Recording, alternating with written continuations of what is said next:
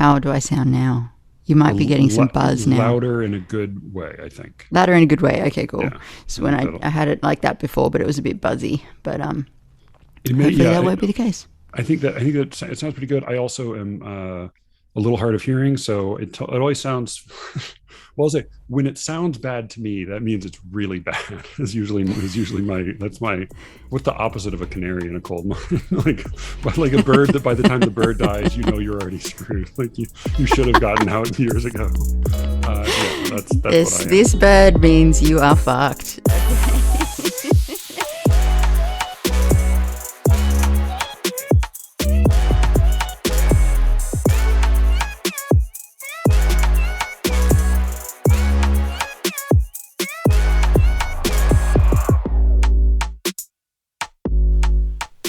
I'm Matthew Buckley Smith, and you are listening to SLEERICKETS. So my guest this week is Alice Allan. I've spoken about her a few times previously and responded to her podcast, Poetry Says, on a couple of occasions. She joined me to discuss the movie Paterson, but we ended up mostly talking about poetry and performance. And then for part of that conversation, she sort of turned things around and started interviewing me.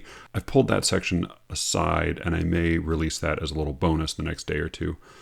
But she's very funny, and it was just a very easy, enjoyable conversation about poetry and about a very strange, somewhat silly movie called Paterson that came out in 2016, which is also ostensibly about poetry. Alice, as I mentioned, is the host of the Poetry Says podcast. She is also the author of The Empty Room and Blanks.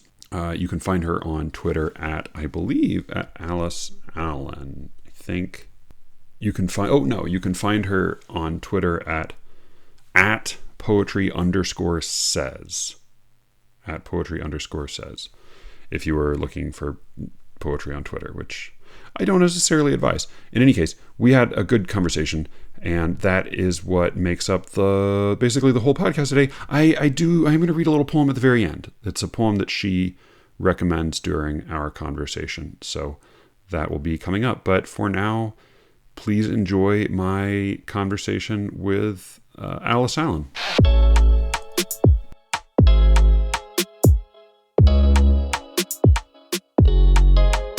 It was a fantasy even in 2016 to such a huge degree. And it's funny how in the movie, I mean, obviously Jim Jarmusch has made really conscious choices to keep technology out of everybody's hands and off the screen.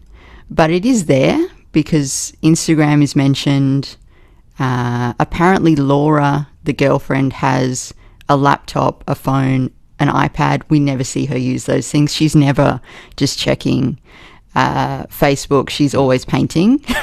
No, she's so productive for somebody. She's so productive. Reports having read all these things online and watched all these YouTube videos. Yeah, but we're never allowed to see that. Only when she's practicing guitar. That's it. Oh, that's true. Yeah, it is there for that scene. But I really struggle with this because part of me really hates the sort of technophobic, oh my God, devices are going to kill us all. There's enough devices to line the seafloor and Jesus Christ, we're all going to die from it. Because, and I think it's one of the strengths of the film in a way that it sort of complicates that idea of, devices will kill us, because when the bus breaks down, he really needs a smartphone. He has to borrow one from a kid. And if he would just copy his fucking poems, that might help a lot. But yeah. But Kinko's, and I mean, or even just like they do treat it like it has to be a smartphone or nothing. Like even just like if the payphone had been functional, if some, there's we can use Xerox machines and we can use basically like Alexander Graham Bell's invention, and that beyond that, technology is a doubtful value. This is Paterson. It's a movie by Jim Jarmusch.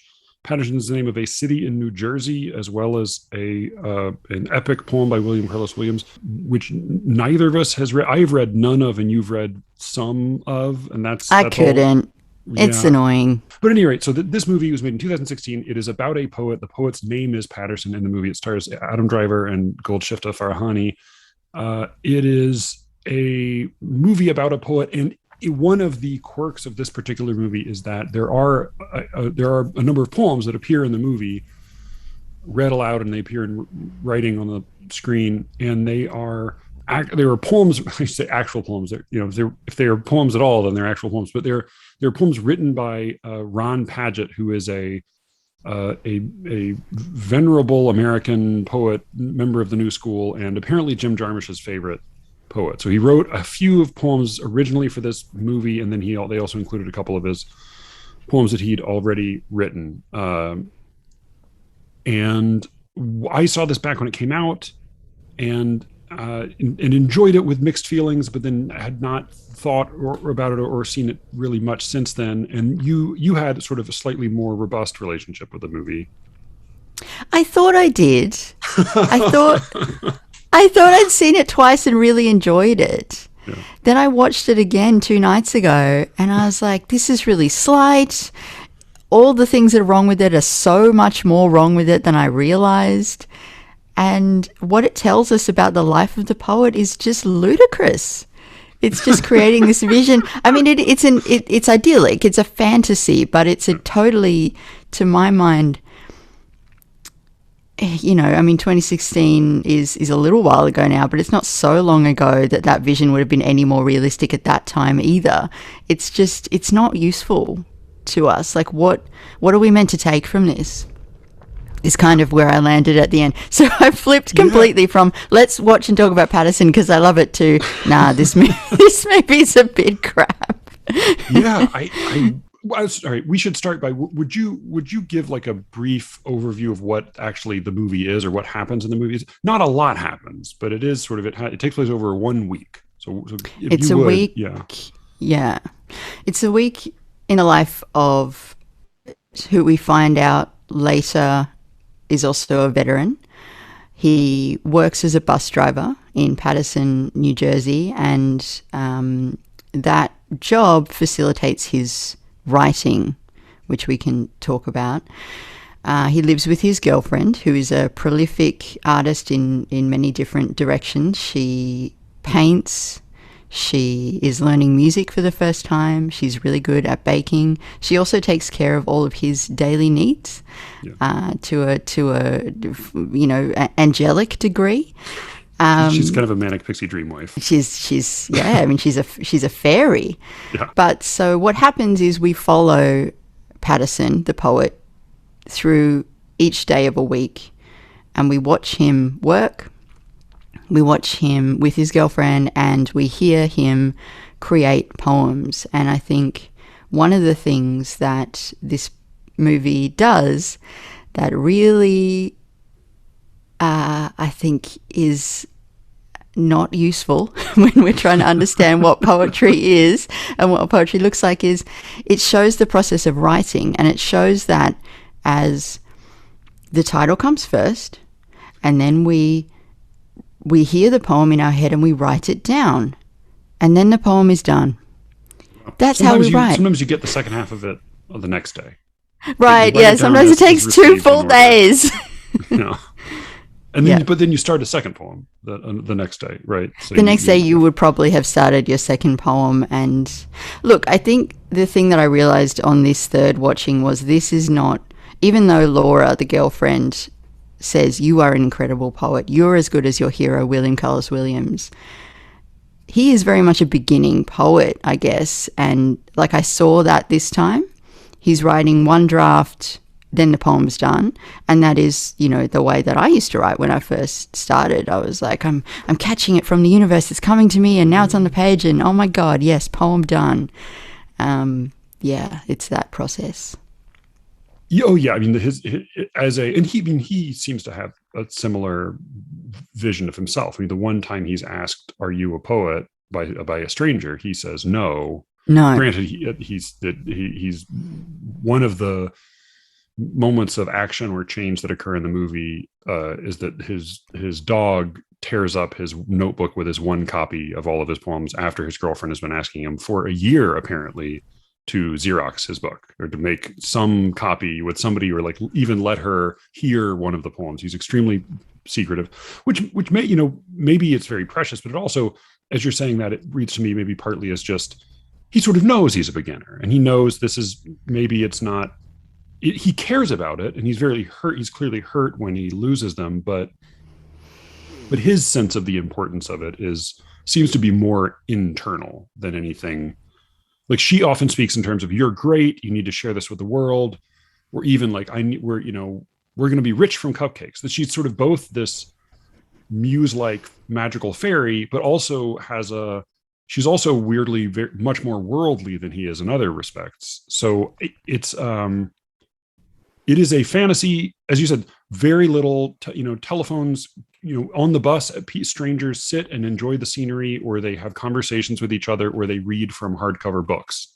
They discuss, they discuss history. Sometimes they discuss like hot girls they saw, but mostly they sort of have sort of deeply humane conversations, or engage with the world in like rich and kind of touching, picturesque ways. There's almost no vulgarity in the movie. Like, the couple of lines that have even a hint of a like popular vernacular ring out. Like, she says at one point, "cash money," sort of chimed out. Oh, yeah. It's like one of the few times she says something that sounds like a normal kind of clumsy, grubby human being. That, and then maybe the brief appearance of Method Man. It's about the only time that you hear language that sounds like it's been run through the machinery of like actual human use. Otherwise, it sort of has this like air dried John Patrick Shanley kind of. Air dried is just the perfect way to describe it.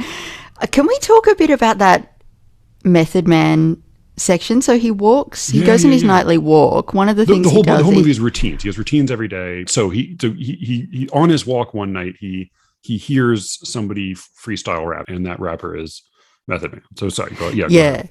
Yeah, and that scene really stands out to me because, well, there's something quite ridiculous about it, I think, which is that Method Man, or Paul Laurence Dunbar, as his name is in the film, when he's trying to psych himself up to do another round of what he's working on, he whispers, "No ideas but in things," which is a quote from Patterson, the poem. I couldn't tell who said that. I couldn't tell if that was Method Man or if that was Patterson whispering off screen, because both seemed equally implausible. So he's called Paul Laurence Dunbar. He says, "Just call me Paul Laurence Dunbar." I thought that was like a boast, because Paul Laurence Dunbar is obviously a famous poet. Do you think his name in the movie, in like Jim Jarmusch land, his actual name is Paul Laurence Dunbar? Oh, far out. Okay, so I didn't know that. I didn't realize that Paul Laurence Dunbar is a poet. Okay. So he is the one who wrote the line that then Maya Angelou took for her autobiography. I Know Why the Caged Bird Sings. It's from a poem called Sympathy. But now that I think of it, in his movie Dead Man, the main character's name is William Blake.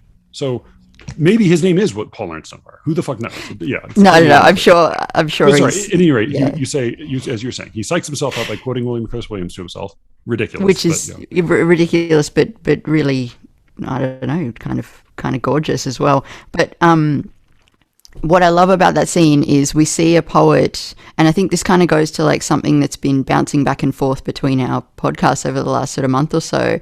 We see the spoken word poet working his ass off to get that poem right, to be able to perform it well. He's saying it over and over again. He's in a laundromat. He's got time to kill. He's just going to say this poem over and over again. Meanwhile, Patterson is like, love poem, da-da-da-da, he just writes it out and then it's done.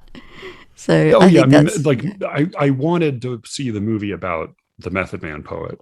Totally.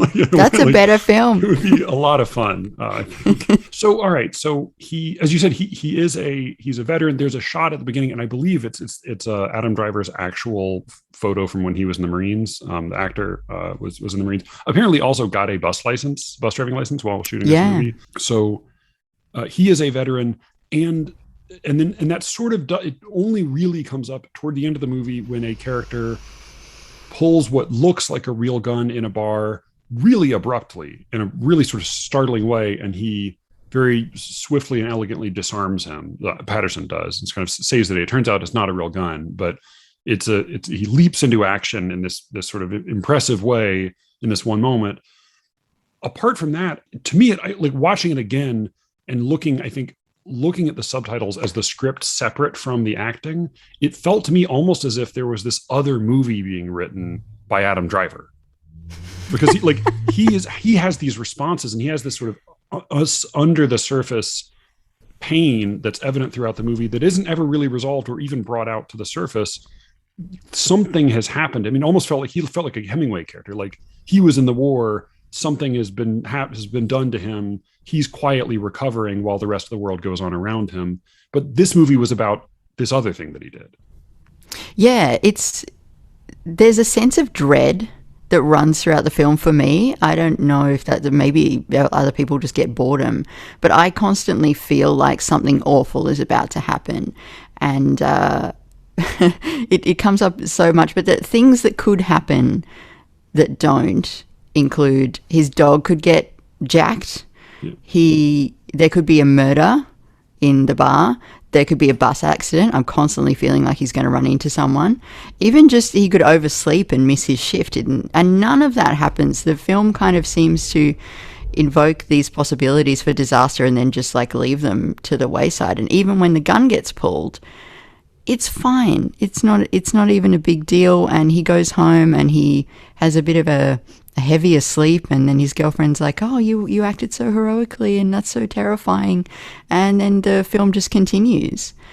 Yeah. And I guess I love that because I love it when movies don't, I guess, in some ways punish their audience by being like, oh, look at this horrible thing that you knew was going to happen. Well, here it is. I love that it backs away from all this stuff. But again, I feel as if what it's saying about the life of a poet is that it's somehow protected. It exists in this rarefied zone where nothing bad ever happens because you're writing poetry. I don't know. It's so, as you say, it's so wholesome. It's such a fantasy. Yeah. I mean, the one bad thing that happens is the poetry itself gets destroyed. And though he composes it in his head, he doesn't seem to have it memorized. And there's no copy of it. So watching it again, I kept thinking, all right, how do I read this allegorically? Like assuming this can't be this isn't meant to be a representation of the world as it exists.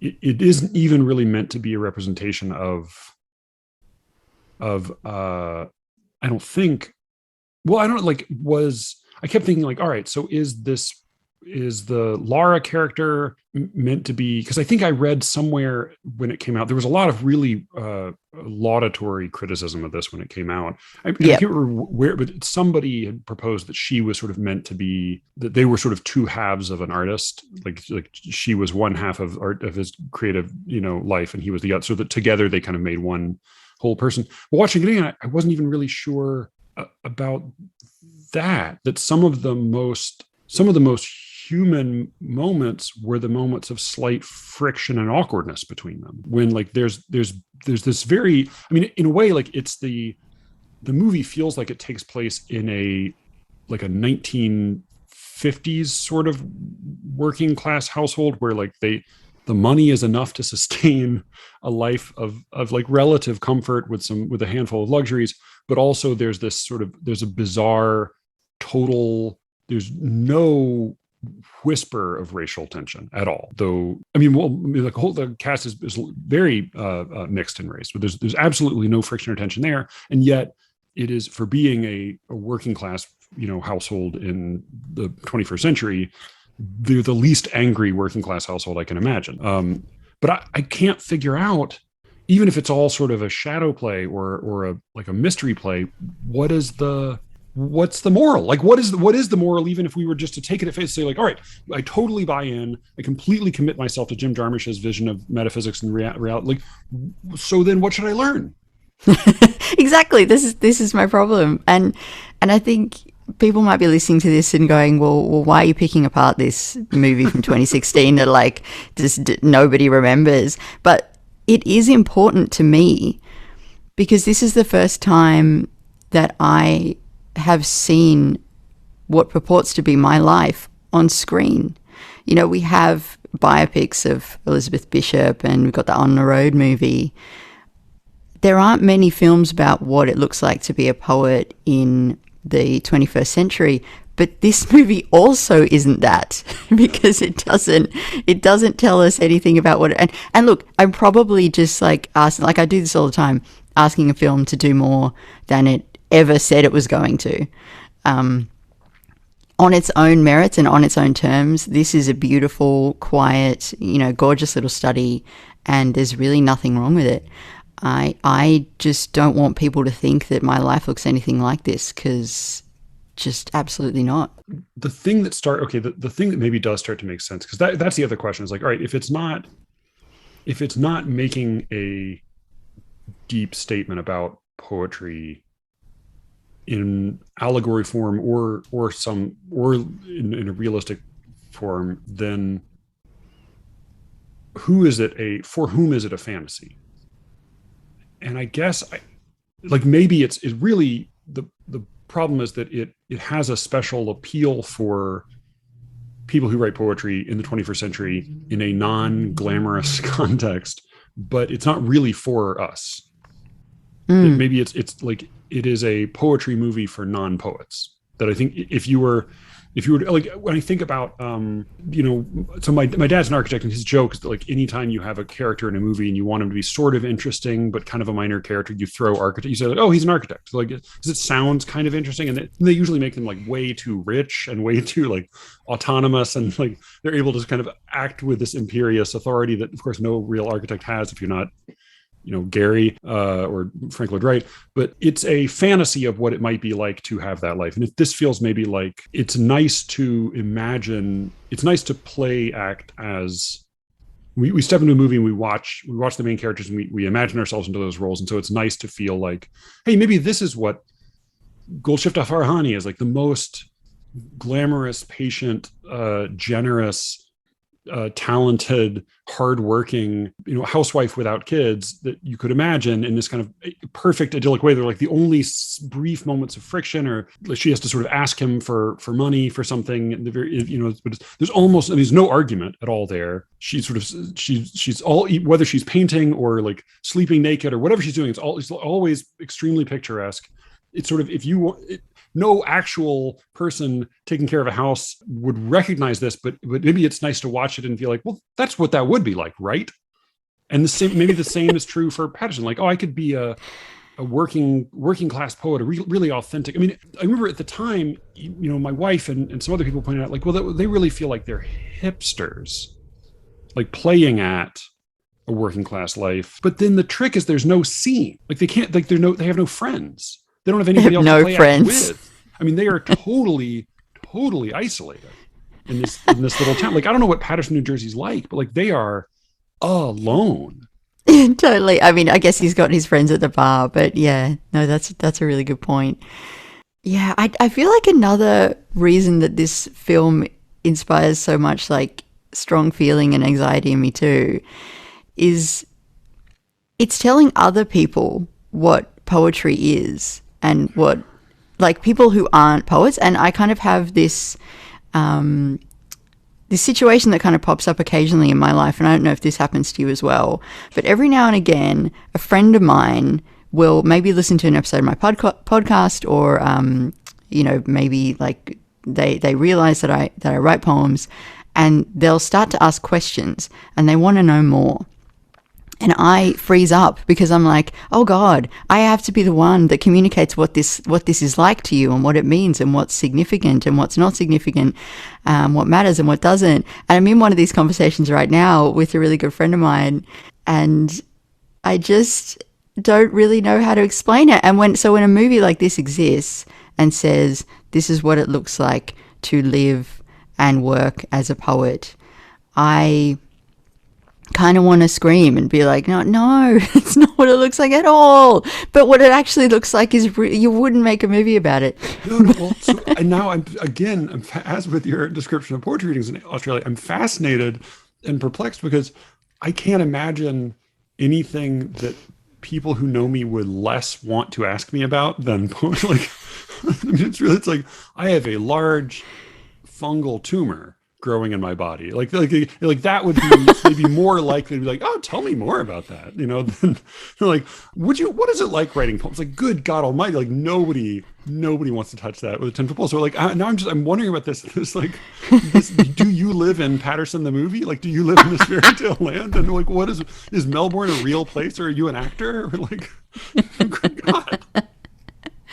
Okay, so I'm probably, as with the bombing thing, I'm probably overstating like the level of interest. Like, it fades pretty fucking quickly, but like, but occasionally there's this sort of flaring of interest in people, and I feel very responsible at that moment to fully, completely, and totally accurately represent everything about poetry. And you said in your episode that came out yesterday, which was just wonderful, and I can't wait to listen to it again, poetry is a big tent, and I feel like I need to just describe everything that's going on in that tent in like one sentence, because I never want people to feel excluded. At the same time, I do have very strong opinions about what I think counts as poetry and what I think a poet should do and how they should work. And so that's why a movie like this hooks me, because there are certain elements of it where I'm like, yes, good, okay, so you should be reading a lot and you should be writing every day, and that's good. But also, dude, you gotta fucking revise. Like, you can't just leave that shit. It's not done. It's not done yet. So anyway. So having performed an exhaustive treatment of Patterson, is there anything else that we missed or needed to say? Or I think Adam Driver is a very good actor. I think love Adam. Totally I think rating. William Jackson Harper, whom I'd forgotten about, who's given the most weird, inconsistent, stagey, nonsensical role in this movie. He's a really good actor. He plays Everett, the guy who pulls the gun, and his lines are so weirdly written. His motivation's so bizarre, but like, he's just a really winning actor. He's also in Midsummer and The Good Place, though I've only seen like one episode of that, but like, he's just like a really winning character actor. So he was like a total unknown when this came out, but like, he's great, and Adam Driver's great. Goldshift of Farahani's like she's like to me, she feels like part of a picture that Jim Jarmusch is painting, and that she like, her lines are so bonkers. I don't even know if I could evaluate her acting. I know. I was saying to my partner, like, I feel like she overdoes it a bit, and he was just like, no, that's got to be the direction. Like, it can't be her fault. She's. I'm always inclined to give actors the benefit of the doubt in situations like this, but yeah, I have no clue. Maybe with luck, I'll see her in something else. Yeah, for sure. Anything else we're forgetting? Oh. What did you make of the Japanese poet? Oh, of course. No, we do need to talk about the ending. Okay, so I don't feel like in 2020. Tell them. Okay, what happens? Okay. At the end of the film, Patterson, having had his notebook destroyed by Marvin, the incredibly cute English bulldog, goes to the Passaic Falls and sits and thinks, and a tourist comes up to him, a Japanese tourist, and sits by him and just happens to have a copy of Patterson, the poem, translated into Japanese. We have to assume it's book one because there's 5 books of the fucking thing, but I'm assuming Jim Jarmusch did not know that. Just took into like the first. It's like a blank book with the first page. That's my assumption. Patterson, yeah. So he sits down next to him, and they have this conversation, which is totally mystifying. The poor Japanese actor is given these lines that are sort of this horrific kind of broken English, which, I mean, yeah. I don't know, I've lived in Japan off and on, so I feel like I can say with confidence that like nobody speaks that way when they try to speak English. And there's this just bizarre exchange. I can't even really explain it. It's basically as if he is the spirit of poetry come to Patterson to to imbue him with renewed inspiration and belief in his project, and he hands him a blank notebook. And then the poems begin again. Yeah, he is like a Dickensian ghost who directs. Like that's he. You're like in like a weird, like racist, like. It's really uncomfortable. I mean, because he's come from Osaka to visit Paterson, New Jersey, because William Carlos Williams is from there and wrote there. Which he's not and didn't. He's from Rutherford. Why? Oh, I don't know if that makes me like the movie more now.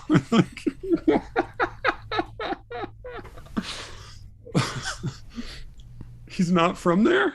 I just assumed he was from, because they keep talking about how he's a Paterson poet and he's like the poet of Paterson. I mean... Well, I don't know. Maybe in New Jersey, Rutherford and Paterson are thought of as the same place. That was the only thing I could come up with. But they're like at least 20 minutes away from one another. Maybe they're all part of the same. I don't know. I mean, I'm also like, I grew up in Atlanta, which is a big weird city, and like people who lived an hour outside Atlanta would like say, "Oh, I'm from Atlanta." Okay, maybe that's it. Maybe it supersedes. Yeah.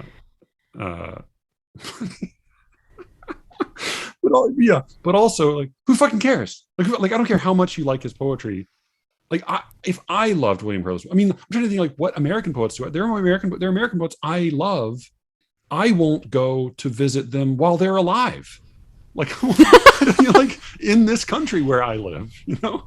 So, well, like, I should come clean then and say that I did make a pilgrimage up from New York up into Massachusetts to try to find the home of Jane Kenyon, which I failed at. Yeah.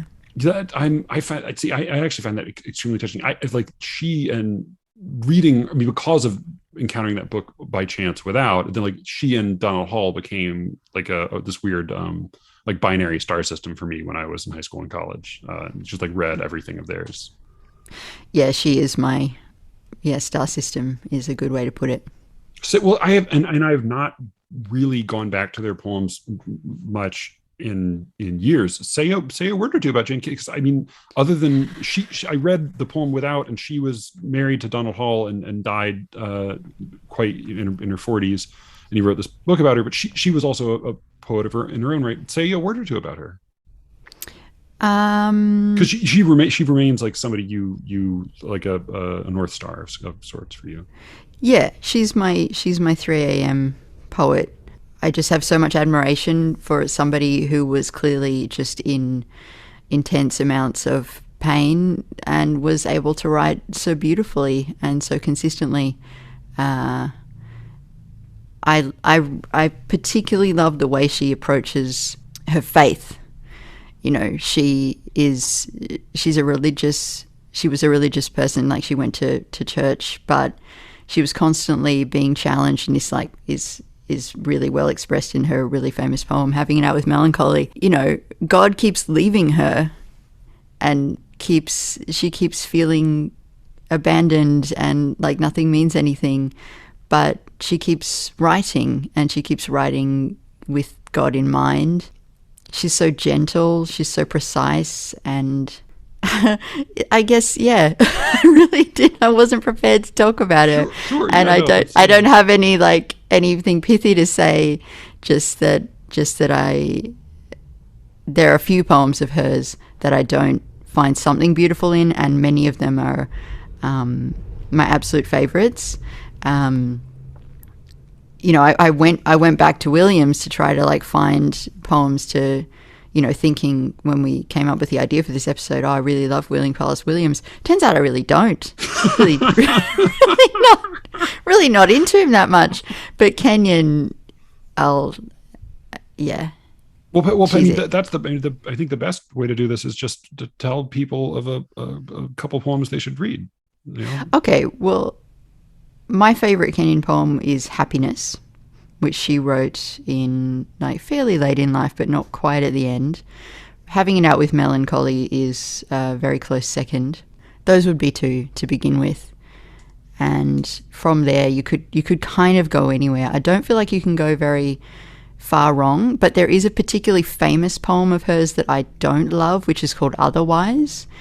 It has the this name of refrain. one of her collections, or like a posthumous collection, I think. Or Yeah. And it has this refrain, it might have been otherwise. And I think it's a little bit too simple. It's a little bit too neat. And what I I often think about this comparison between, fucking Wild Geese woman. What's her name? Shit. Mary Oliver. Yeah, Mary Oliver and Jane Kenyon. Mary Oliver's poems are rounded edges and tied with a bow. Jane Kenyon's poems are they always have a ragged edge, and I think that's really important. It's truly been a while since I read her, but my feeling is that Mary Oliver poems often can translate into advice or inspirational wisdom, and Jane Kenyon's poems have moral concerns and have concerns with wisdom, but don't seem to have that same imperative application. Yeah, she's never giving you advice. She's not really giving herself advice. She's just trying to make it through another day most of the time. And I don't wish to glamorize, the depressed poet either, because that's, been done to death and is quite boring and kind of damaging. But I do feel like it's significant that she was able to write about those experiences with so much precision and gentleness, I guess. Good. Yeah. So the moral of the story is Patterson, Jim Jarmusch's 2016 film. Adam Driver's a good actor. William Jackson Harper's a good actor. Jane Kenyon's a good poet. That's what we've learned. That's what we can take away. Good. Yep. All right. Yeah. Boy. Yeah. That Japanese poet at the end was a rough moment. So about performance, I can't like where we have like 2.5 standing arguments, or so where should we begin with performance? I don't actually know that we have any disagreements. I think I align with you on pretty much everything that you've said, and if you don't align with things that I've said, it's only because I've expressed them poorly. But yeah, I took your point about what I experienced in terms of readings in the US was very much based on a New York experience, and I really don't know that much about what it's like outside of that world. So yeah. I mean, I think so. Like what you described, because for people who may not have listened to that episode, describe to people what your experience with readings is in New York. Because I think it sounded like a lot of fun and a kind of a really cool experience, but also a sort of a particular thing. So what was it that you encountered in New York in poetry readings? Yeah, well, you described in your episode that came out yesterday the small crowd in the well-lit room.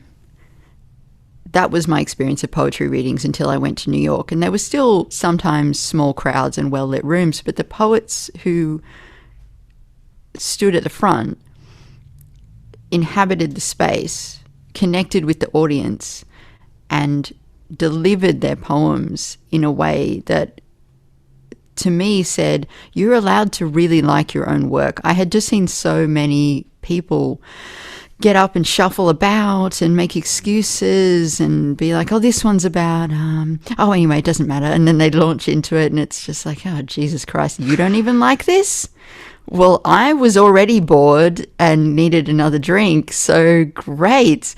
But I never, and like I mentioned, I got to see Terence Hayes and just in this tiny little room in Brooklyn somewhere, and I don't know, it made me see what was possible if poets would stop apologizing and start taking up a bit of space. And I guess that is what New York demands of you. If you don't take up space, I mean, like, we left because I was getting kind of crushed by the city. That was definitely one of the reasons. It's hard. It's a hard place to be, but it's kind of a crucible. I think it if you're going to if you're going to be good, then like you better bring it, essentially is what I got from that.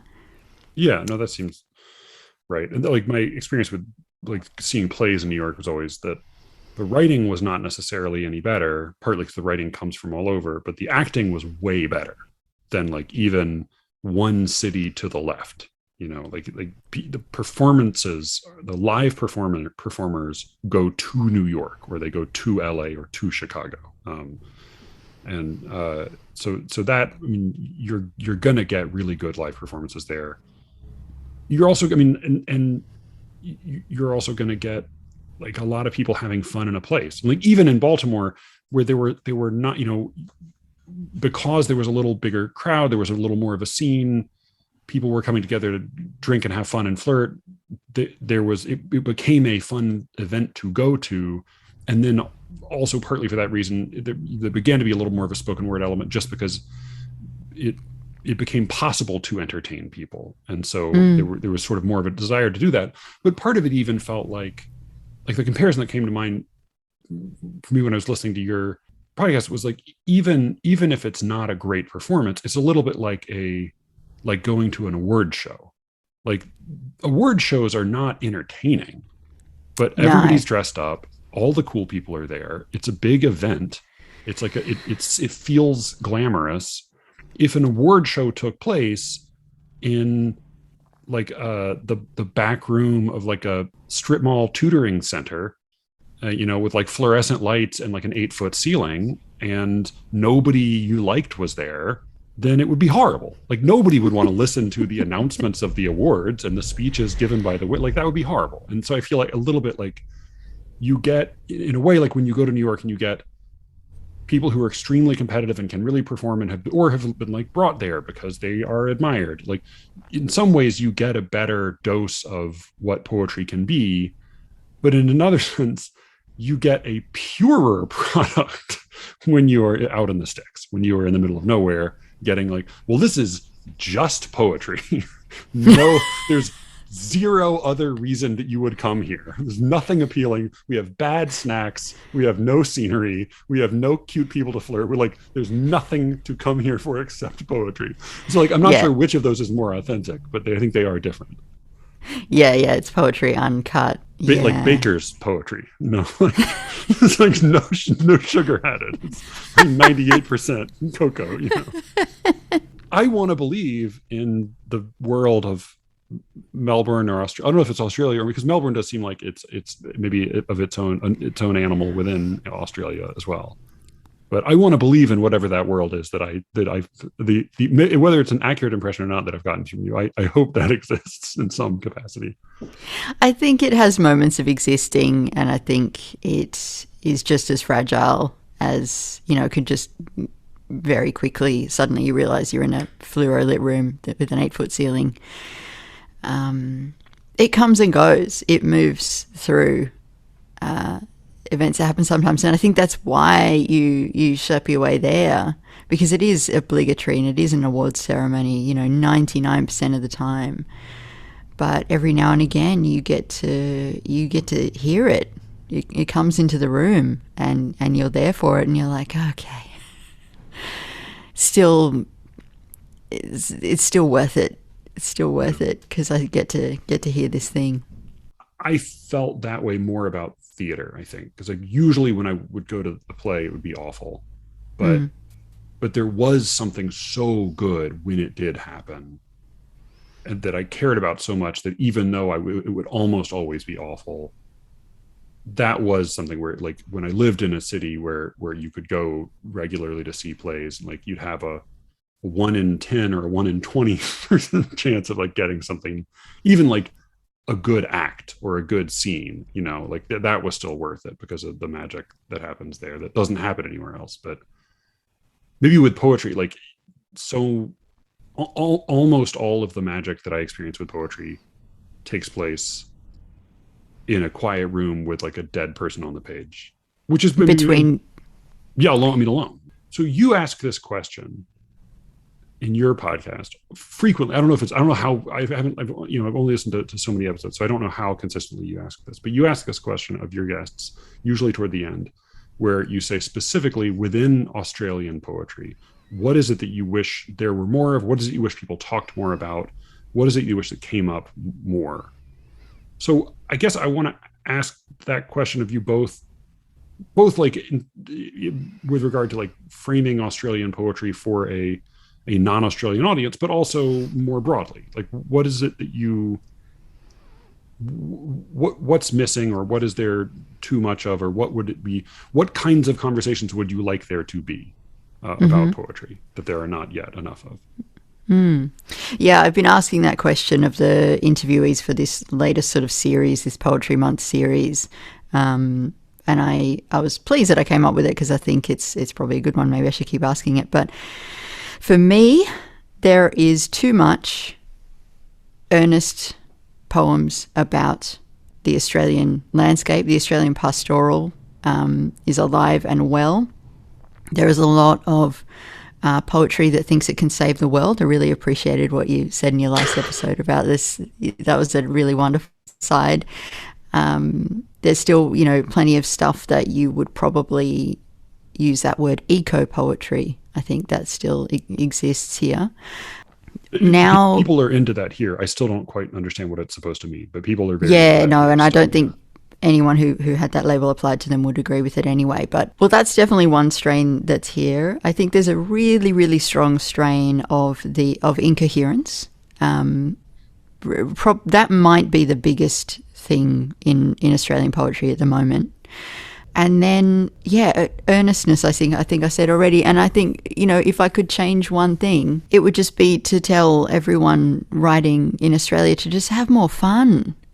Just let yourselves enjoy what you're writing and like what you're writing. And the scene is small, but it is still competitive. We do all want to be published by 4 or 5 journals. And so we are all trying very hard to appeal to the editors of those journals.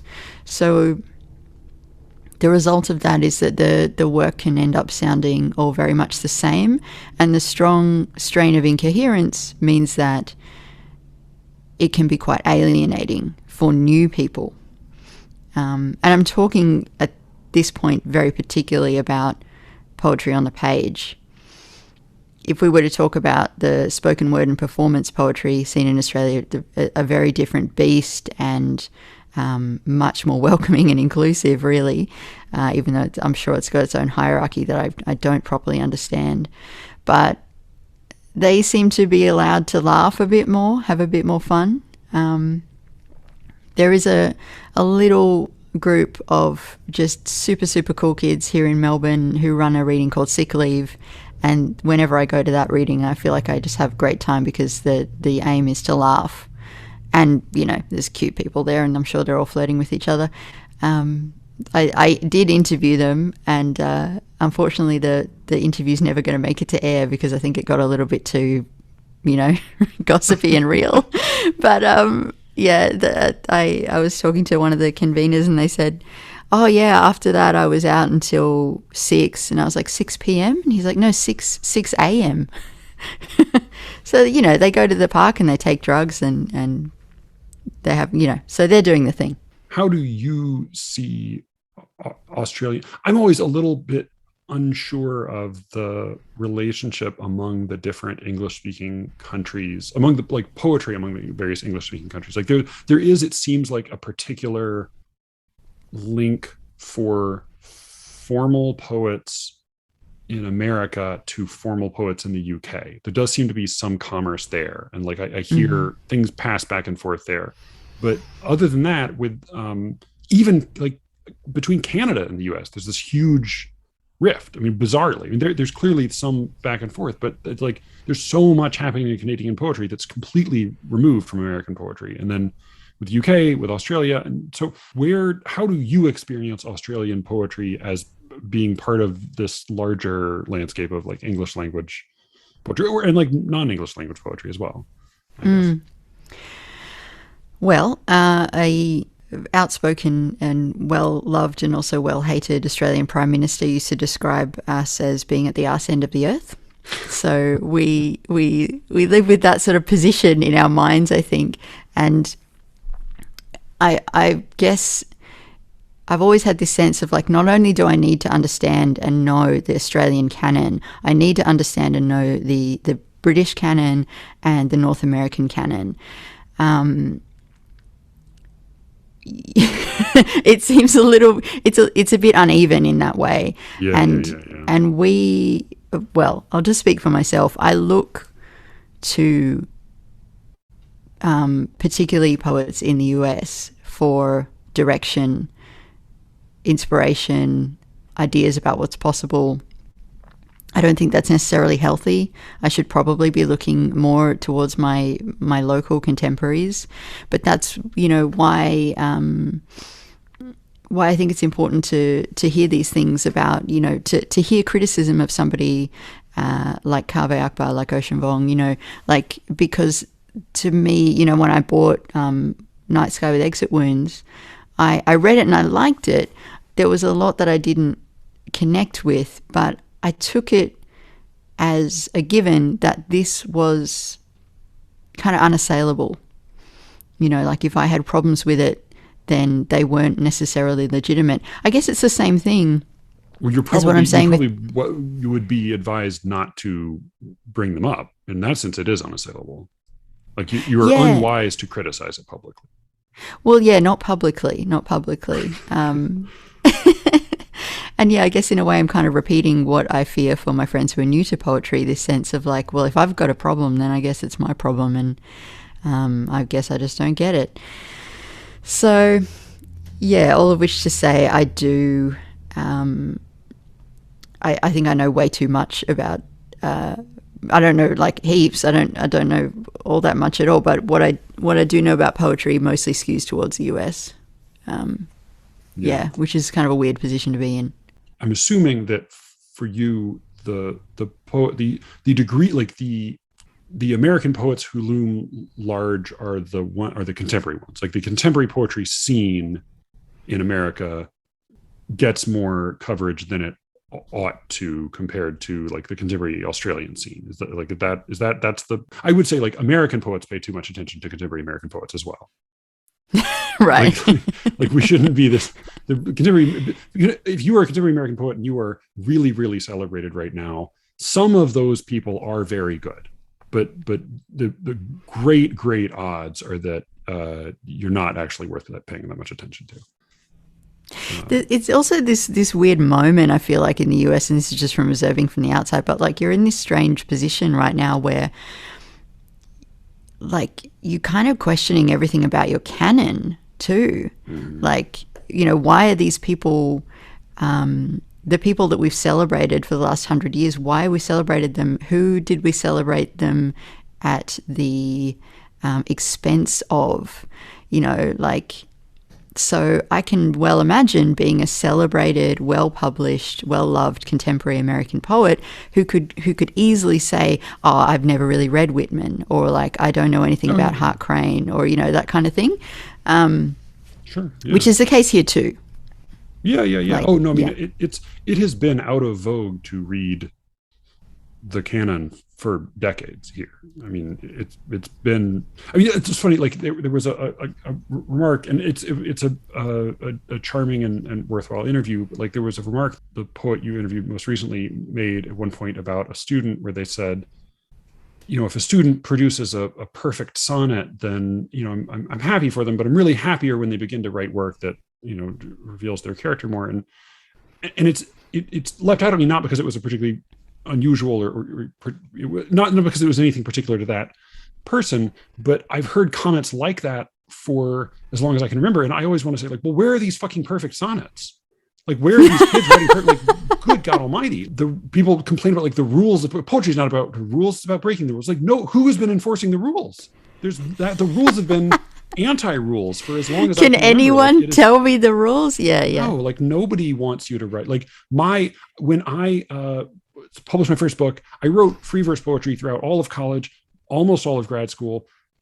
Had this weird crisis, went through this whole whatever, you know, thing that's boring except to me, and then wrote a bunch of formal poetry and published this book.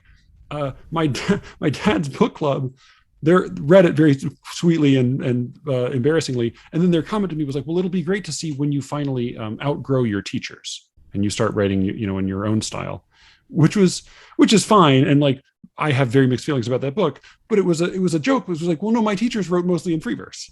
And like this was me, but like to them, there was still, like, it's the idea that there is this, there's a canon that is sacrosanct, that, the formal rules are, dominate poetry, that there's this sort of this crystalline perfection, or these ancient great dead whites that we all are supposed to revere. Like, all of that has been poo-pooed since like the 70s at the latest, So I'm all for questioning the canon in the sense that of doing exactly what you did with Jane Kenyon, which is like, if there's somebody that we really are supposed to admire, let's pull some poems up. Let's look at the work. Like let's just like, is this good? Do I like it? Is there something to enjoy here? That's what the canon's good for. Like, it's good for making suggestions. Look at it. If there's something worthwhile, keep it. If not, sure. Like, don't read it. If it's not good, if it doesn't offer anything, forget about it. But I guess using the like poem recommendation criterion, what should we know about Australian poetry? Yeah, I was terrified you would ask me this. Oh, right. Well, okay. So maybe I should no, because I'm putting you in a bind. Maybe I should say, like, which dead Australian poet should we know? Oh, even worse question. So that you're off the hook, or maybe that's also then it's going to be too many white people. So I don't know. You're fucked it no matter what. Yeah, I'm totally fucked. Answer it. Man. Is there any way you can answer it that doesn't get you in trouble? Nah, but that's okay. I would start with a poet called Dorothy Porter. She wrote a long, like, what do you call it when it's a novel but it's a poem? Novel in verse.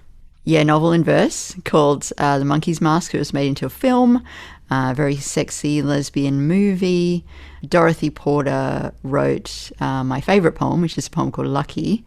So I would check her out because she's got a very distinctively Australian voice. She's what to even say about her? She's formally interesting.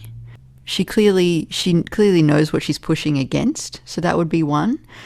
There are living poets who I would also recommend. One of them would be Pam Brown, who lives and works up in Sydney now. She is just a master of the kind of poetry of detritus. I don't know if she would love that description, but I think her work is phenomenal, and I don't really know how she does it.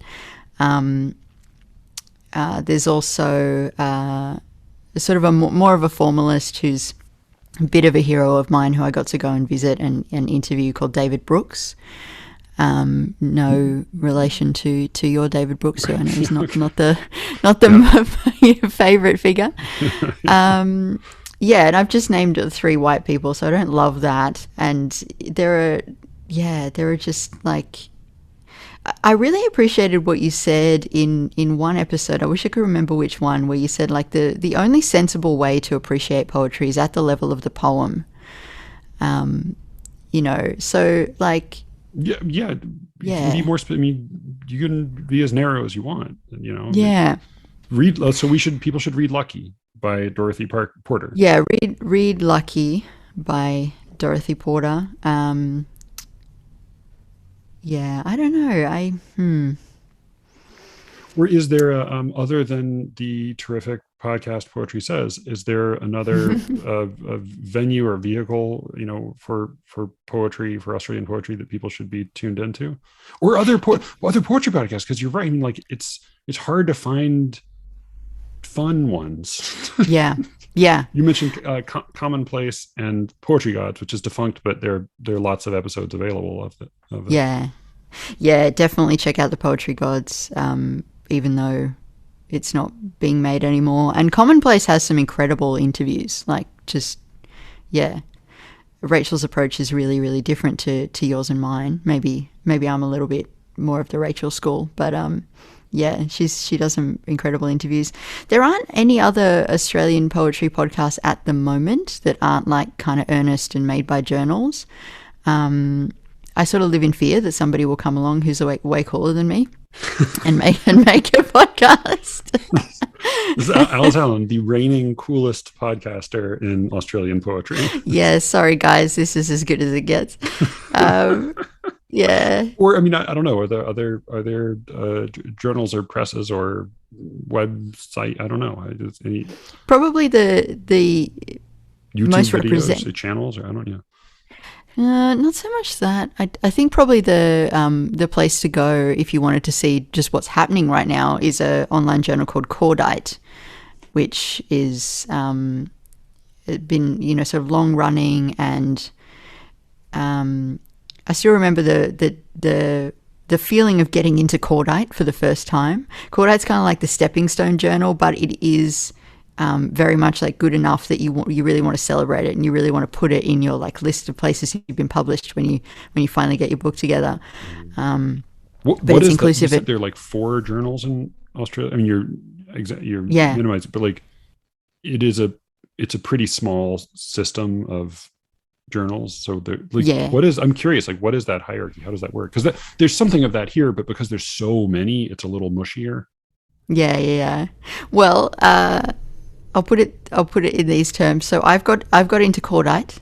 So I basically can retire, but I've never gotten into Meanjin, Overland, or Island.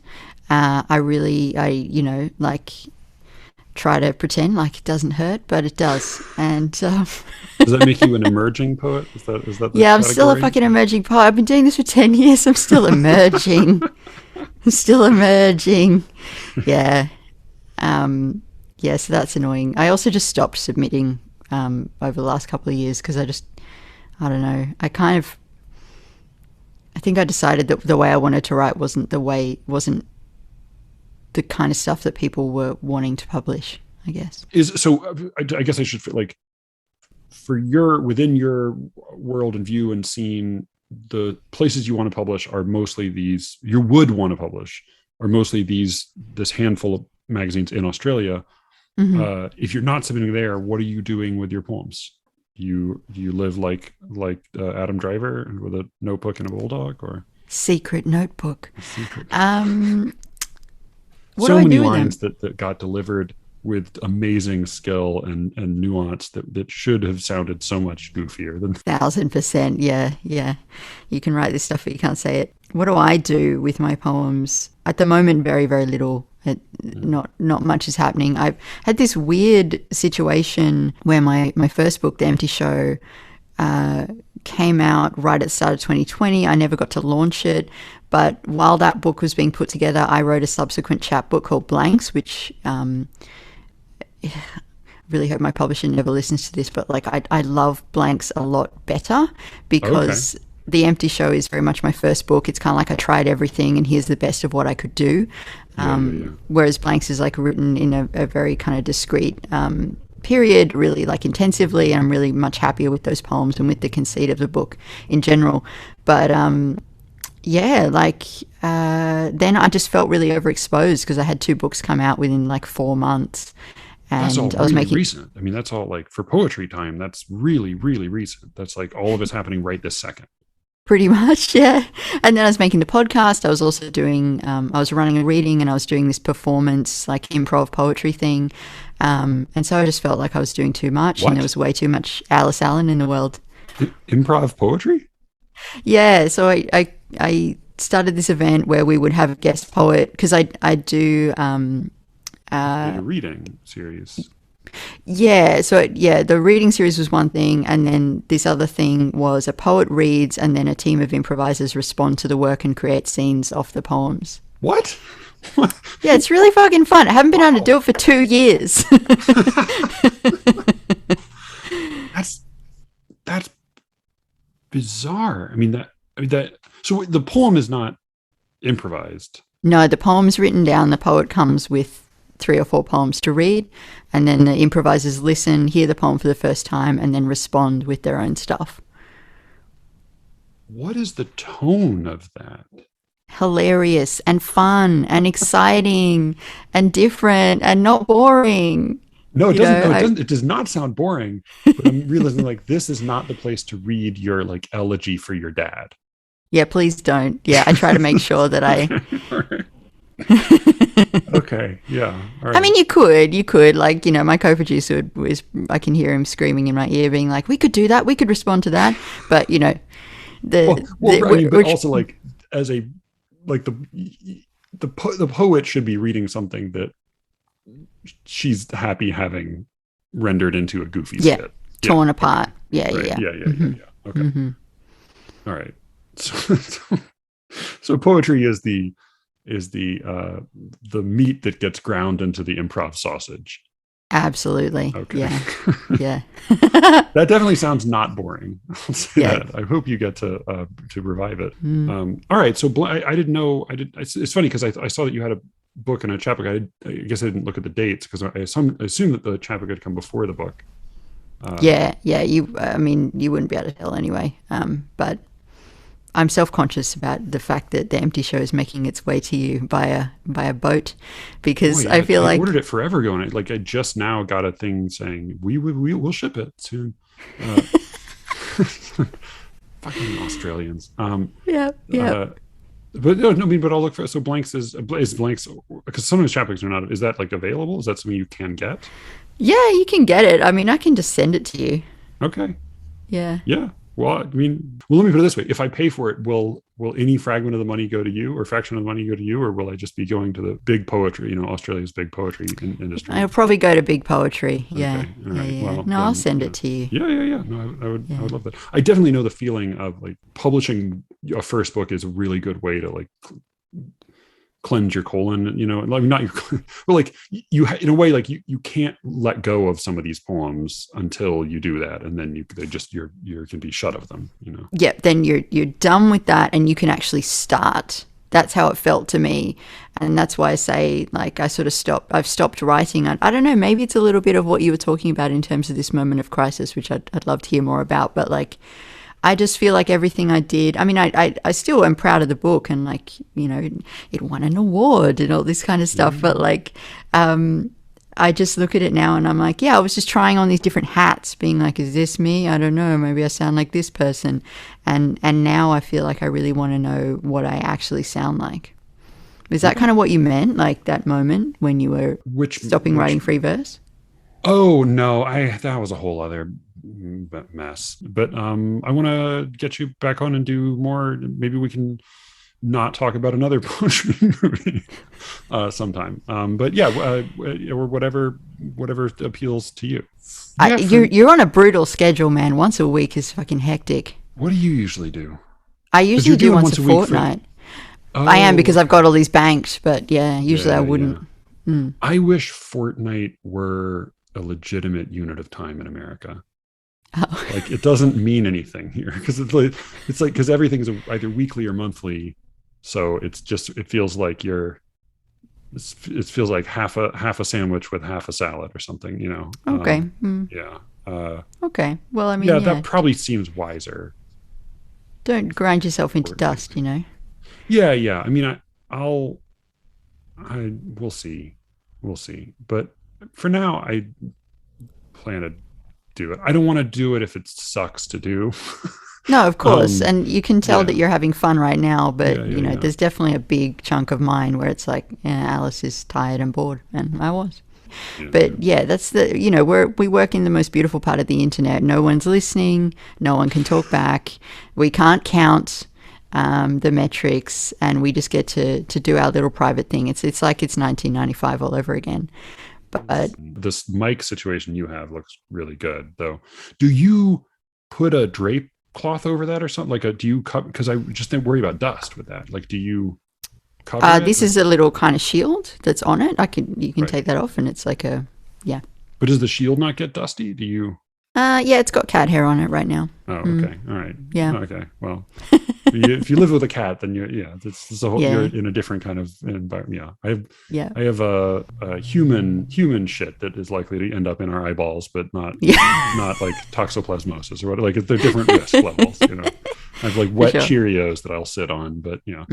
Thank you so much for doing this, and I'll probably. Thank you. And one of the thing I do want to do is like not commit myself to any particular anything. Like I want to sort of be able to do anything that seems like it would be fun. So Yeah. I'm, Yeah. in whatever format. Yeah, it's really hard to pivot, but you've done this amazing thing where you've already talked about like books, movies, poems, and whatever's on your mind. So you're just open. So yeah, you haven't boxed yourself in. So Good it's thing. awesome. Was part of my goal in picking just the stupidest name that meant nothing. That I could think that it It's would so have no. sweet that it's what your daughter calls secrets. I was like, oh my God, my heart. They are. Evolution has ensured that they are unbearably cute. Oh.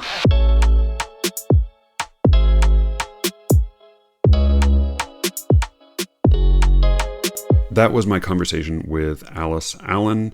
Again, you can follow her at poetry_says on Twitter, and you should listen to her podcast, Poetry Says. It is far more. She is a far nicer person than I am, but it is. It's very candid and enjoyable and informal conversation with Australian poets. But it is the same sort of shop talk that I try to remember to get around to on this podcast.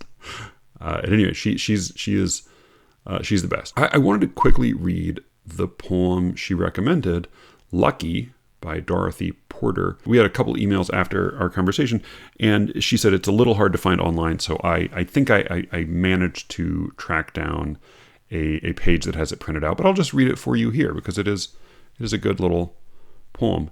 In our conversation, she ended up settling on a sort of a further elaboration of what you might call the contemporary style of Australian poetry. She said it tends to be sort of laconic, conversational, deadpan. It is often wryly funny in a way that is a little bit less stiff than British humor and a little bit more reserved than American humor. It also, I guess my other observation, based on the poems I've read from contemporary Australians, is that there is often the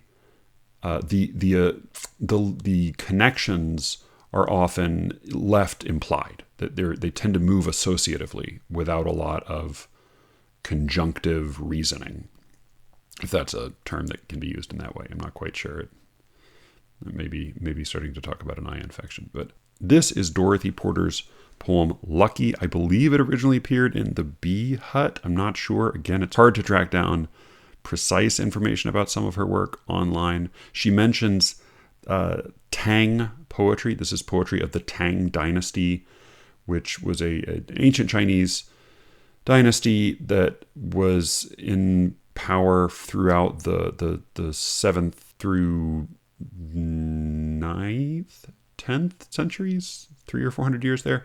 I'm mostly familiar of Tang poetry. I'm mostly familiar with Ezra Pound's beautiful, if not very scholarly, translations of poets like Li Po and I think Du Fu. The maybe the most famous example being his supposed rendering of Li Po's, or his poem, "The River Merchant Wife, a Letter," which is supposedly a rendering of something by Li Po. Who knows? So this is Dorothy Porter's "Lucky." There's a damp melancholy in Tang poetry that smudges the lovely jade precision. I love Walt Whitman's spunky company, but under his bardic whistling, I can hear his lonely heart howling at the turned back of some deaf rough trade.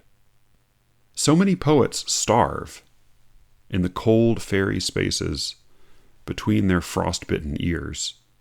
How lucky I am to hear you, darling, coming up the stairs, to smell the coffee floating ahead of you like my favorite incense. So as I said, it moves associatively. It's sort of, the poem's basically a series of juxtapositions. What they seem to have in common is the private lives of, or I guess they all have poetry in common. The second, third, and fourth examples all deal with the private lives of poets. I do think that that bardic whistling is a pretty right term for whatever it is Walt Whitman does. He's not my favorite poet, but he is distinctive and memorable. Spunky being perhaps obvious, but still, I think, pretty effective pun given the context. And I do like the sort of literalizing of this. She says, I can hear his lonely heart howling, which could end up being a little sentimental, but then she makes it oddly literal as she finishes out that sentence. I can hear his lonely heart howling at the turned back of some deaf rough trade. Those three or maybe four stressed syllables in a row with consonants on deaf rough trade is, I think, pretty mimetic of the harshness and lack of grace, I think, present in the situation she describes. And I was not aware. I had always thought rough trade referred to prostitution. Apparently it is, and I have no doubt somebody will correct me if I mischaracterize this, but apparently I looked it up, and it refers a little bit more subtly to men who sleep with men, not explicitly on a cash transactional basis, but maybe with a convention that is a little bit closer to what we might call a sugar daddy or sugar baby situation, when it's a straight couple. But in any event, there is something painful about that, the turned back of some deaf rough trade. His own sentimentality gets revealed for what it is in the loneliness of that exchange. And then so many poets starve in the cold fairy spaces between their frostbitten ears. It's a pretty good line break in the cold fairy spaces between their frostbitten ears. I wonder, that fairy used in that way, not to refer to any fairy. It's Faery. I'm not sure if that's the standard spelling, British spelling, for what we would spell as Fairy. But I do know that use of the word as an adjective, the only other poem I can think of in which it appears is Keats's When I Have Fears That I May Cease to Be, in which he's thinking about being a poet, trying to get his work done, being lonely, and he's imagining all of the ways in which his life could come to an abrupt end with disappointment at what he won't have done. And he fears that he will, as he says, never have relish in the fairy power of unreflecting love. Then on the shore of the wide world I stand alone and think, till love and fame to nothingness do sink. But that fairy power of unreflecting love, I've never been totally certain of, but I've always sort of gathered that in Keats's poem referred to the love that you might share with someone that manages not to be narcissistic. It manages to see the other rather than simply to see one's own reflection. And he sees that as magical. For her, she consigns magic to that sad self-centeredness that leaves so many poets or would-be poets lonely and alone. And then, the end is I've read a number of love poems that have this kind of ending, where they turn from an impersonal, external consideration suddenly to the second person in a tender recognition. I think Elizabeth Bishop's poem Insomnia has a melancholy version of that turn at the end. There's actually a John Forbes, as Alice says, the Charles Bukowski of Australia. One of the poems of his that I sort of like, I think it's called Love Poem, and it has a turn like that at the end. But all the same, as we've said plenty of times before, this stuff isn't new, but it's still moving. How lucky I am to hear you, darling, coming up the stairs. She does make it nicely sensory, so that it would be so much weaker as if she said, how lucky I am to have you, darling. Make it abstract. Instead, it's the sound of this person coming up the stairs, and it's the smell of the coffee. There is a little bit of fairy power going on in the very last sentence, because of that, the syntax is a little bit ambiguous. How lucky I am to hear you, darling, coming up the stairs, to smell the coffee floating ahead of you. Of course, it's the smell of the coffee that is floating ahead, but the way it's written, the suggestion is, in fact, that the coffee itself is floating ahead of the beloved, like my favorite incense. So there is something sort of eerily magical in that last moment. And I wondered about the incense the first time I read this poem, and I still don't know what I think of it. But it is a touching and surprising short poem. You know, there aren't that many words for as much stuff as happens here. I'll just read it one more time and then I will sign off since I've already gone on too long. This is Dorothy Porter's Lucky, and thank you again to Alice for passing this one along. I might never have come upon it otherwise. It might have been otherwise. All right, this is Dorothy Porter's Lucky. There's a damp melancholy in tang poetry that smudges the lovely jade precision. I love Walt Whitman's spunky company, but under his bardic whistling, I can hear his lonely heart howling at the turned back of some deaf, rough trade. So many poets starve in the cold, fairy spaces between their frost-bitten ears. How lucky I am to hear you, darling, coming up the stairs, to smell the coffee floating ahead of you like my favorite incense.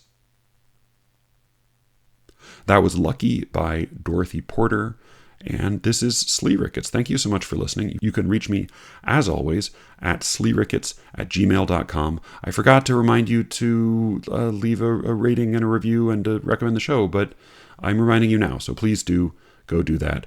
It helps when you spread the word because it's not really getting spread any other way. And with any luck, I will be speaking to you all again very soon. Until then.